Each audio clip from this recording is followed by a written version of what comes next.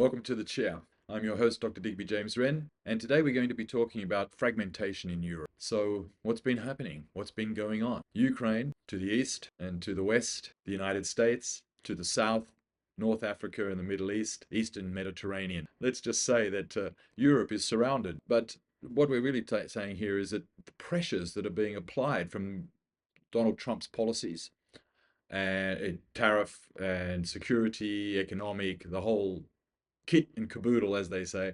But also, obviously the Ukraine conflict, ongoing Ukraine conflict, and fear of Russia, contractions in their economies. That's driven by the fact that they don't have any energy, they don't have any minerals and resources of their own, so they're completely dependent on importing everything they require in order to power their economies, oil, gas, essential minerals, etc., etc. And then we also have to think about the fact that China too is applying pressure to Europe in the terms of their automotive industry, in terms of technology, in terms of finance, in terms of growth, and just the sheer sort of weight of China in the global economy these days.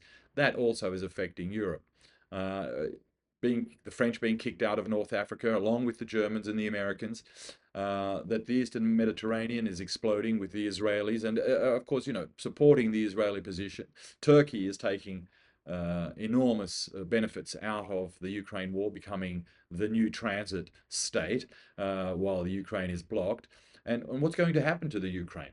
Well, the Ukraine is effectively partitioned. Now, is Russia going to go all the way to the Dnieper, to Kiev, to Dnipro, and then Kiev, effectively partitioning the country between Western interests and Russian interests? And I won't say just Russian interests, but let's go with BRICS and the global south, their interests.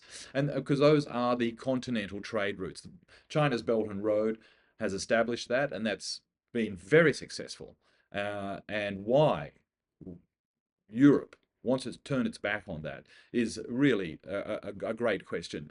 And I think the answer to that question is that the political elites in Europe are still living in some kind of Cold War fantasy that they grew up in, and they are so disconnected from their electorates that they've allowed themselves to be forced by actions, primarily instability from the United States, to unsettle their very comfortable positions, and they've allowed people like von der Leyen and Scholz, Starmer, and the three or four prime ministers before him in the UK, and others, particularly the Baltic states, and Kallas as a sort of foreign spokeswoman for the EU, to dominate. So this is the fragmentation of Europe. So now they're all just squabbling, and they can't agree on anything. But the only thing that they do agree on is, just generally speaking, that there's a fear of Russia, and that's been drummed up to a terrible extent. And also, ignoring the fact that so many of their publics are voting centre right, not far right. AFD and Le Pen and so forth in France, these are no longer what you would call far right parties. These are centre right parties, and they're supported by the United States. Interestingly enough, but the fact that they've tried to just eliminate them, or sort of just completely exclude them from the political processes in their own countries, is extremely damaging. And they need to focus on their economies, and the way to do that is to trade with North Africa, trade with China and Russia and Central Europe. And we should just talk about Central Europe just a little bit, in the sense that you can see that power has moved in Europe, is moving towards Hungary and Austria and Serbia and Czech Republic and Slovak Republic. So, a sort of an Austro-Hungarian renaissance of some sort. But that clearly tells us that power and wealth is moving across Europe towards, well, into the Ukraine, and specifically the Dnieper River.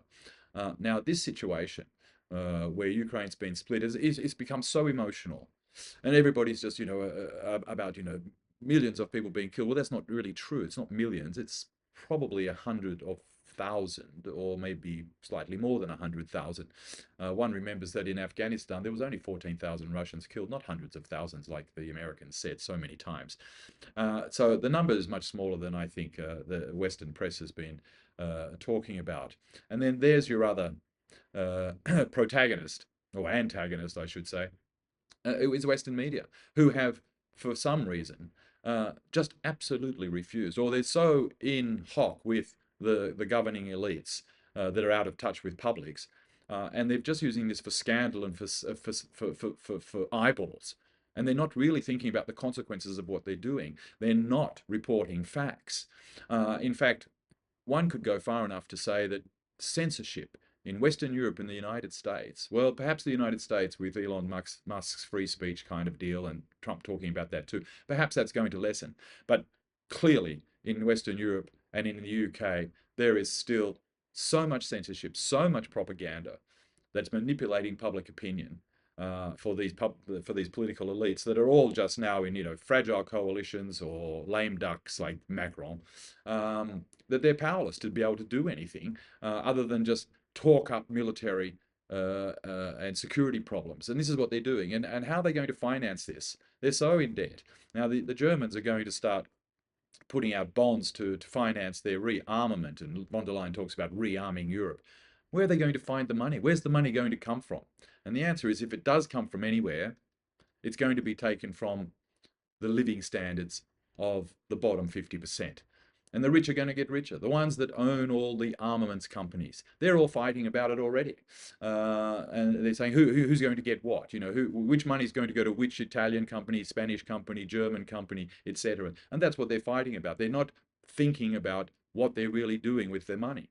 And clearly, the way to go here is to reopen trade as fast as possible, go back to cheap, clean energy on pipelines, diversify if you wish, but do it in a very sensible fashion. But cutting yourself off from both sources. Now, we just need to remember that the Suez crisis in 1956 was about energy coming through the Suez Canal from the Middle East, and the Ukraine war is about energy coming from Russia through Ukraine. And now they're going to squabble about the Ukraine as well, about its mineral rights, its energy rights. Trump has already said he wants quid pro quo for that. And I think you'll find one of our featured contributors in the Global Polarity podcast, YouTube channel, and Substack that we run. Professor Joseph Mahoney has talked about this, and there's a link here somewhere.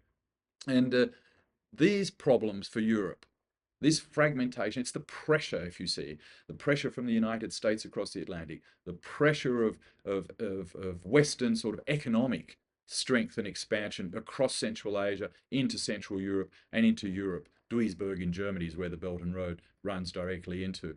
How are they going to live without this? Now, let's talk about investment. There's been no investment in Europe for almost 20 years, and in the US is almost the same.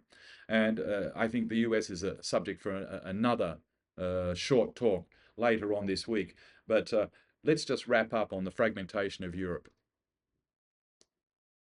Further decline, further contractions in their economy are going to deliver big, big losses for living standards, especially for the lower 50% and the middle classes that are still in the 50 to, top 50 to 60%, 70%.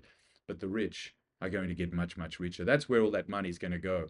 So whatever money is raised in Europe to rebuild their economies based on armaments is going to go into the pockets of the rich industrialists across Europe, and that's going to deliver worse living standards, as I've just said. And I think, as a final word, we should be really thinking about China, Russia, the BRICS, working with Europe to increase trade, technology transfers, joint ventures with Chinese companies, etc., to rebuild BMW and Mercedes and the car industries in France and Italy as well.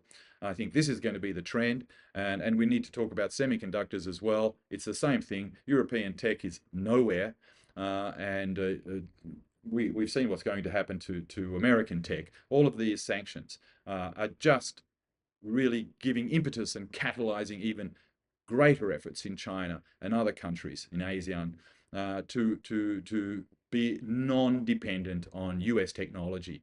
And that includes all of their social media and so forth and so on. And we know that, the whole idea that, Microsoft, Amazon, Google, all of those companies, they're monopolies. They literally are monopolies in all of the G7 or Western countries.